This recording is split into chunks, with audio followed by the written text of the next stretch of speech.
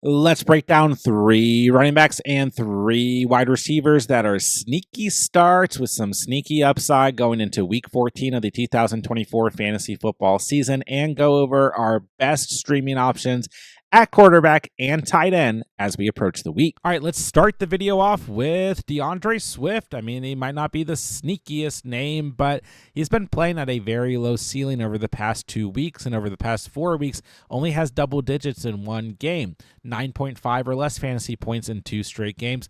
No touchdowns since week 11 of the season, and only 2 touchdowns since week 8 of the season. And with that change at offensive coordinator ever since Shane Waldron has been fired, we've seen a ton of volume go to the wide receivers. We've seen Caleb Williams play much better, the passing attack be much more reliable, and that has hurt DeAndre Swift, it feels like, right? I mean, they're scoring more throwing to the wide receivers. They're scoring less running the football, right? So I think a lot of DeAndre Swift owners are a little concerned, and he has been a little bit banged up. He's got a groin injury that he's probably still going to play this week, so I don't think you need to worry too much, but monitor that. And then a lot of people look at this Niners defense, and they still kind of think, well, I don't know, not a great matchup. It's a fine matchup. The Niners are allowing the 28th most fantasy points to opposing running backs. So I love this matchup for DeAndre Swift. And for any reason he misses this week, well, Roschon Johnson is in concussion protocol, but that would open up a very sneaky start in Roschon Johnson. And if Roschon Johnson misses this week, well, then maybe any Bears running back is a sneaky start this week. But I think DeAndre Swift is going to be good to go. And I think this is the week where he gets back into that double-digit range. We got 6 teams on bye week this week. It's a very crucial week for a lot of you guys right before the fantasy playoffs start. And truthfully, Swift has a pretty tough strength of schedule to wrap up the season after this week with Minnesota, Detroit, and Seattle. Seattle not too bad, but Minnesota, Detroit, very, very tough. So I think this is really one of your best chances to get that double-digit type fantasy day out of DeAndre Swift before the season wraps up. And just don't forget, I mean, Swift is still a top 20 fantasy football running back on the season. He still is averaging 13.9 fantasy points per game, and he still has 6 double-digit finishes on the season. So almost in half the games on the season, he has given you double digits this season. So he still has been solid.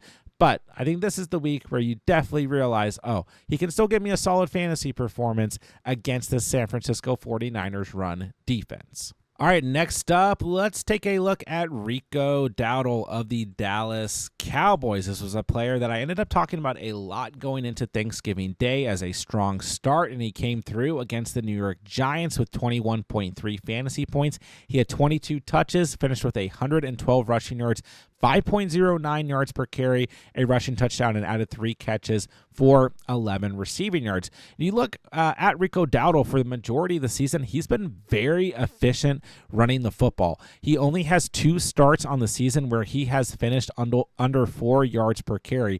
Every other game has been in between 4 and 6.25 yards per carry. He's been an efficient runner on the season. I don't know why it took almost the entire season for the Cowboys to name him the starter, but luckily we can move forward with confidence if we're Rico Dowdle owners that Zeke's not going to get a lot of touches, that somebody like Deuce Vaughn or Dalvin Cook isn't going to get a lot of touches. The next most touches went to their fullback this past week. So it's Rico Dowdle's backfield. I know Cincy ranks okay against running backs, 15th, but man, I'm not scared of the Cincinnati Bengals defense right now, especially with their season really falling off. It's not like the Cowboys season isn't necessarily falling off, but Dowdle should be able to come out here at home and have another strong performance. He has double digits in 3 of his last 5 games, and I think he's going to deliver again here in week 14. He's averaged 12.1 fantasy points on the season. He's a low-end running back start. Don't get me wrong. He's in the top 30, though. He's still a good start this week, and he's going to be a good start based on matchup to finish the season, and he's got some really good matchups. Cincy this week, Carolina in week 15, Tampa Bay in week 16, does end in the fantasy championship with Philly, so we probably are going to avoid that, but he's going to be a strong little sneaky start the next couple weeks, and if you own him, I think the momentum from last week is going to roll over into this week, so especially if you're dealing with the second part of the biocalypse, Rico Dowdle, a strong, sneaky start here in week 14. All right, let's look a little deeper here to wrap up our running backs, and let's take a look at Sincere McCormick of the Las Vegas Raiders. And listen, this is one that does still kind of depend on the health of some of the other Raiders running backs, because Alexander Mattison has been back at practice this week. Zamir White is not practicing. And Amir Abdullah is still around, but he wasn't nearly as efficient as Sincere McCormick this past week running the football. McCormick, 5.3 yards per carry in Week 13 against a good Chiefs defense, 6.6 yards per carry in Week 12 against a good Broncos run defense as well. So this is a good matchup against the Tampa Bay Buccaneers. They have improved in terms of their run defense. They've moved up to the 14th fewest fantasy points allowed against running backs, but they've been pretty soft for a majority of the season. And now we've had the Raiders coaching staff, come out and really praise Sincere McCormick's running style. And the other thing is, before there's kind of this question leading into this week, is he going to go back to the practice squad, whatever? And he has earned a roster spot and been signed officially off of the practice squad and on to the Raiders roster. So they're going to utilize him, even if Alexander Mattison, or I guess Zamir White, is back this week. I think they're going to kind of roll with the momentum here. So he is still only rostered in 5% of leagues, and there is risk here because we do have a lot of other running backs involved here, but this is a desperation play that could pay off. It looks like the Raiders coaching staff, like I said, they do want to use him. So if he's out there and available, especially if you are in deep formats, he could pay off. There is risk here. But that's why he's on the sneaky start video. Let's move along to wide receivers. And, well, I don't know if this one is so sneaky anymore, but if you guys really want to, you can go back and find, looking at old videos, that we have been talking about Nick Westbrook-Ikhine for weeks on the channel. I feel like we started the Nick Westbrook-Ikhine train. But it is what it is. I'm glad others are finally willing to talk about him and start him. He has a touchdown, as many of you know, in every game since Week 6 except for Week 10 against the Chargers. He has 8 receiving touchdowns on the season between Week 6 and Week 13. All of those touchdowns scored. Double digits in 5 games since Week 6 of the season, so 5 out of 8 games. He's been great. I mean, the ceiling is not always incredibly high. The volume is certainly not always incredibly high, but the targets are starting to move up a little bit and getting closer to the amount of targets that Calvin Ridley's been getting. I still think Ridley is a good start and all that. But I think Nick Westbrook-Ikhine, he's moved up to 44% rostered, and I'm getting all these questions about him. I have encouraged you guys to start him over the past couple weeks. I've seen some of you guys win and get into the playoffs by starting him in the flex over the past couple of weeks and relying on him. And if you're just getting on the Nick Westbrook-Ikhine train, why would you not start him this week? He gets the Jacksonville Jaguars. They're giving up the 30th most fantasy points to opposing wide receivers. This defense has been awful all season long, and I made this argument in earlier weeks as well. This is one of the best strength of schedules to wrap up the season for the wide receiver position, and the running back position, and the quarterback position. In case you're wondering, we've talked about Will Levis and Tony Pollard a bit in the past couple of weeks as well. Anyways, Jacksonville, Cincinnati, Indianapolis, Jacksonville again in the fantasy championship. If you own Nick Westbrook-Ikhine, start him. He's a strong flex option. Like I said, I don't quite know if he's sneaky anymore, but he still is only sitting at 44% rostered. If you were hurting due to the Biocalypse and he's out there, pick him up and start him. I don't care if you're in a 10-man league. The stats are there. Look over the past 3 weeks. 21.1 fantasy points, 2 touchdowns, 12.8 fantasy points, a touchdown, 19.7 fantasy points, a touchdown. And this is the best matchup he has had almost on the entire season. Keep rolling with Nick Westbrook-Ikhine. If you need help, pick him up. He's probably not a sneaky start, but whatever. He makes the video today. And yeah, I'm headed straight to Underdog this week to take Nick Westbrook-Ikhine to score a touchdown against the Jaguars. I don't think I need to go over why, but I love this matchup. He's done it in almost every game for the past 8 weeks. I'm taking my chances here. And if you don't know, all new users to Underdog who sign up with promo code TheCatch are getting a free NFL Pick Em to use towards Week 14's action. Take your free Pick Em. Take Nick Westbrook-Ikhine to score a touchdown. Once both of those lines hit, you're going to automatically triple your cash entry. And on top of that, Underdog is going to give you a 50% deposit match up to $1,000 when you sign up with promo code TheCatch. So that's a free NFL Pick Em for Week 14 and up to $1,000 in bonus cash on Underdog when you sign up with promo code TheCatch. That link is down below. Next up, I want to take a look at Calvin Austin of the Pittsburgh Steelers, who has been practicing this week, but in limited capacity as he did suffer a concussion this past week. But there is hope that he's going to play this week. So if he does play, I think he's a good little start here. It gets the Cleveland Browns, giving up the 29th most fantasy points to opposing wide receivers, and they tend to actually play a little bit better against wide receiver ones because they got Denzel Ward, right? So I still really like George Pickens this week. We talked about him in the must-start video. But I think that Calvin Austin could come through with a sneaky game here. He has a touchdown in each of the last 2 games, 10.9 or more fantasy points in the last 2 games, 16.8 fantasy points in Week 12 when he played the Cleveland Browns. That was the other game that he had a touchdown in the past 2 weeks. So if he's healthy and good to go, he sits at 6% rostered. This is one you might be able to sit back and kind of monitor as the week progresses. But if you need some flex help, Calvin Austin, if he's healthy and he plays, the matchup is here. I mean, I don't know if you guys watch Monday Night Football between the Broncos and the Browns, but the Browns are not good when it comes to covering wide receivers or withholding points or fantasy points from wide receivers, right? So Calvin Austin, I think, could be a really strong start this week. Like I said, sits at just 6% rostered. If he's out there and available and he plays this week, this passing attack right now for the Steelers is humming. They're trying to win as many football games as they can, get the best potential playoff seeding that they can. Calvin Austin could be a really good start in Week 14. All right, last wide receiver I want to take a look at is Brandin Cooks of the Dallas Cowboys. Made his return from that kind of weird knee injury. The infection was kind of scary. Really glad to see him come back. I didn't even know he was going to play in Week 13. I was watching the game. I was like, oh my gosh, there's Brandin Cooks, right?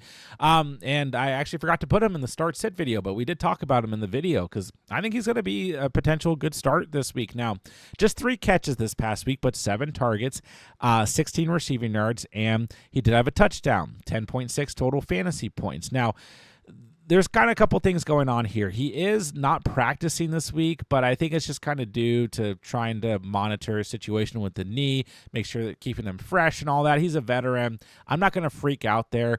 But the other thing that we do have going on is that CeeDee Lamb is not practicing while he deals with that shoulder injury. So I actually like Brandin Cooks more if CeeDee Lamb is on the field because then there's less defensive pressure, right?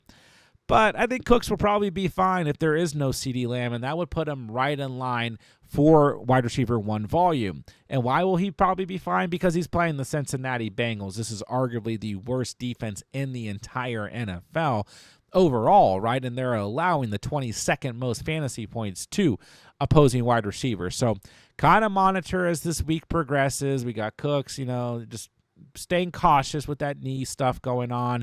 And then you got the CeeDee Lamb situation. But, man, he sits at 19% rostered, and he's another player who has a pretty dang good strength of schedule to wrap up the season. We talked about the schedule when we talked about Rico Dowdle, right? Cincinnati, Carolina, Tampa Bay, then Week 17, not great against Philly, but he could be a strong flex option for the next couple weeks. But here in Week 14 against the Cincinnati Bengals, I think Brandin Cooks could end up definitely being a sneaky start. Very quickly here, let's run through our streaming options at quarterback and tight end, and let's kick it off with Aiden O'Connell. Why not? Coming off of a game where he had 19.6 fantasy points against the Kansas City Chiefs. We talked about him last week. Good matchup against the Chiefs. 23 of 35, 340 passing yards, 2 passing touchdowns. I think he has another safe floor going into this week, going up against Tampa Bay, who's allowed the 31st most fantasy points to opposing quarterbacks. So we'll see what happens. There's always a chance that this could collapse here, but he looked good last week,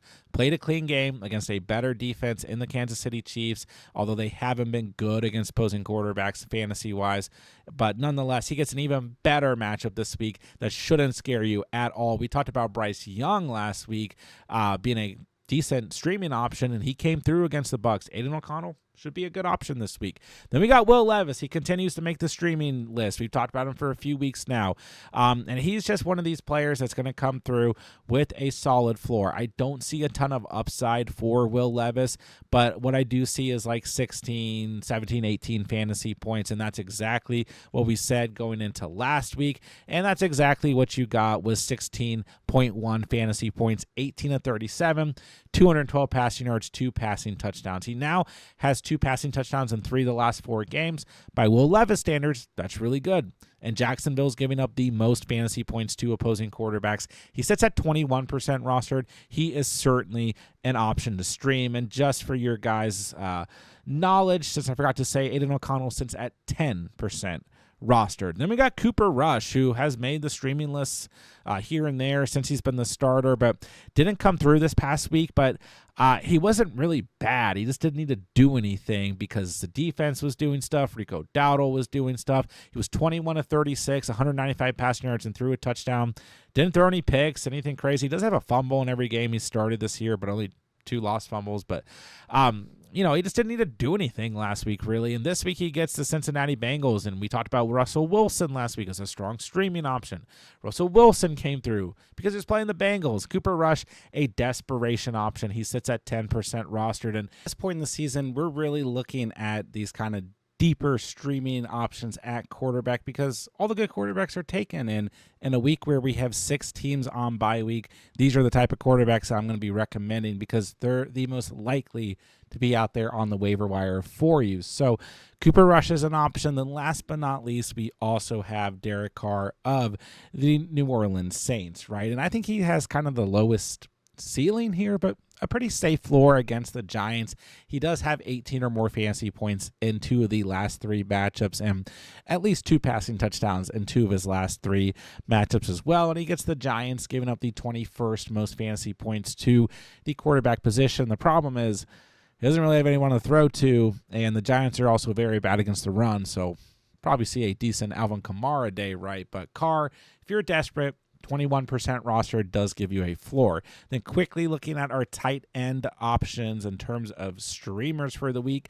Will Dissly gave you a goose egg this past week. 1 target, 0 catches, 0 fantasy points, but it is a good matchup this week against the Kansas City Chiefs, who have allowed the 29th most fantasy points to opposing tight ends. So if Dissly's out there, he sits at 40% rostered.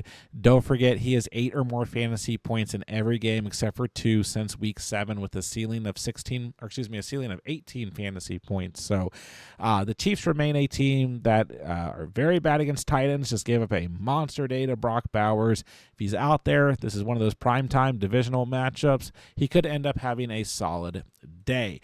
Then we got the Cowboys tight ends. Don't know who it's going to be.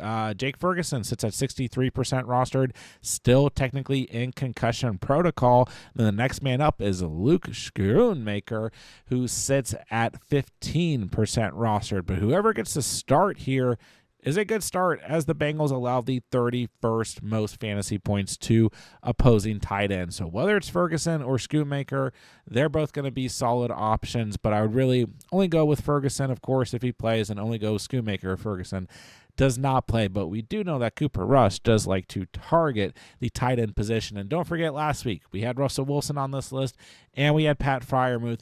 They both came through against Cincinnati, so I like both the Cowboys quarterbacks and tight ends this week. Now, Dallas Goedert of the Philadelphia Eagles is going to be not available this week as he deals with that knee injury, which is going to leave Grant Calcaterra as the next man up. The last time that we saw him in relief for Dallas Goedert was against 2 bad teams, against the tight end position in the Bengals and the Jaguars, and he had at least 8 fantasy points in both of those matchups. So I don't know if he necessarily has a crazy high ceiling or anything, but he should give you a safe floor going up against the Panthers this week at home, who allow the most fantasy points to the tight end position. And on top of that, we still have Devonta Smith going into this week as questionable, but he has been practicing, so there might be more targets available. But it looks like we might get Devonta Smith back this week, so we'll find out. But nonetheless, he's in line to be the 3rd pass catcher on that team. They don't have anyone really behind A.J. Brown or Devonta Smith, right? So Calcaterra, desperation option if you need help. Then last but not least, we got our tried and true streamer at tight end. That is Pat Freiermuth, who sits at 49% rostered, 18.8 fantasy points against the Bengals in week 13, 7 targets, 6 grabs, 68 receiving yards, and a touchdown. He does sit at 49% rostered, so a little bit higher rostered, but gets another good matchup this week against the Browns, allowing the 24th most fantasy points to tight end. So he is an option if he is available. So there's your streaming options here in week 14 for quarterbacks and tight ends. That'll do it for today's video. There are your sneaky starts and streams at quarterback and tight end going into week 14 of the 2024 fantasy football season. As always, guys, I'm answering as many fantasy questions as I can in the comments section down below. So if you guys need anything whatsoever moving into week 14, be sure to drop me a comment and I'll get back to you guys as soon as I possibly can. And more importantly, make sure you guys are subscribed to the channel because we're going to have every single thing you could possibly need to help you guys dominate week 14 of the season and the rest of the fantasy season. So make sure you guys are subscribed so that you don't miss out on any of the content. And with that, I'll say thank you guys so much for watching and or listening. And remember, you saw it here on The Catch.